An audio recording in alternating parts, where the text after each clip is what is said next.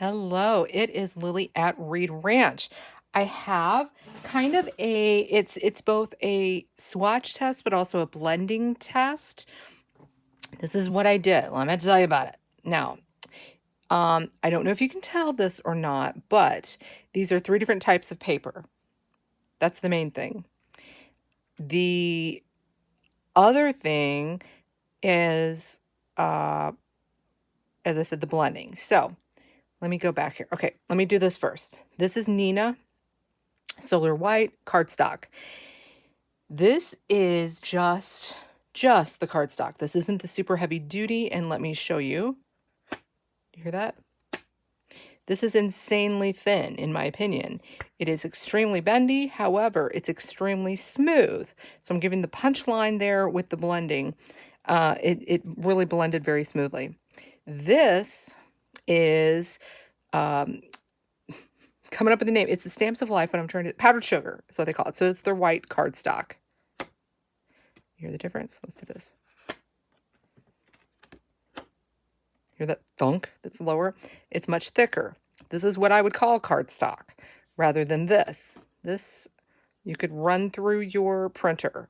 It's not as thin as regular printer paper, but I'm telling you, it's quite thin. However, it is super smooth and super white.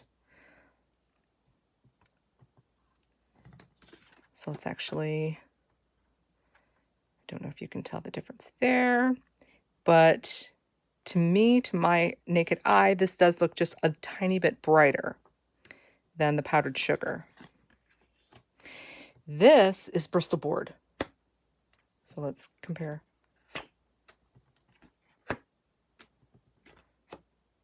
Okay, so it is the thickest, and it is very obviously darker. Okay, it's still white. These are just different whites. It also gave a really nice blend, which it should because it's Bristol board. And in my opinion, honestly, I don't mind any of these. This one didn't blend as smoothly, but it's still pretty cute, right? I mean, it's not like there's a real problem. I do typically, if I'm going to be using, oh, I should say this as well. So this is Prismacolor Colored Pencils and Gamsol used with a, I'm trying to find, oh, I put them up, a Fantastix. And if you don't know what Fantastix are, so this is Prismacolor and Fantastix. Let me just grab a handful here. Are these little guys. They are used with a lot of different products. I am just setting these aside to be used with Gamsol, and I'm trying to keep sort of like the pinks and burgundies on one. That was actually like that little bit of green. Oh, that one's a fresh one. That one was kind of the oranges. So I try to keep them. You can clean them off. Do I have the, okay. So here's an example of where I take the Gamsol and I try to clean off the tip. I would, obviously, you see some pigment here. I would do it until it didn't show anymore, but case in point, let me find it right here.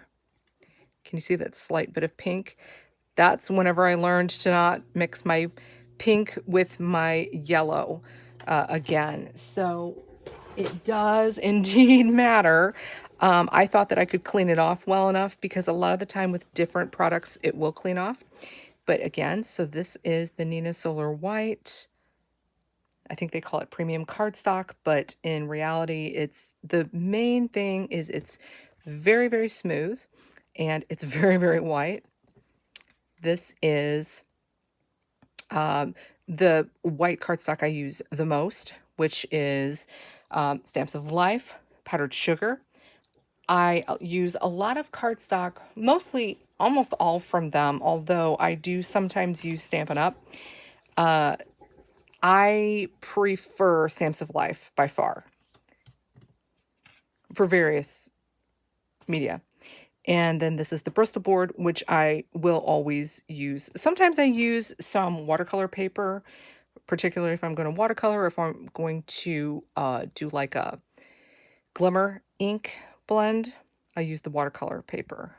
Sometimes the Bristol board, but usually the Bristol board for me is whenever I'm going to be playing with colors, whether it's watercolor, alcohol marker, or in this case, the Gamsol and colored pencils. So I hope you enjoyed that little color test. I found it pretty interesting. Again, this one didn't blend as well. You kind of see that stayed right there. This moved a lot. This moved a lot.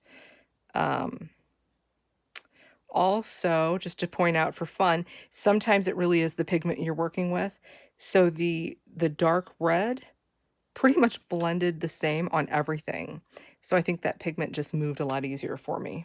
So there you go.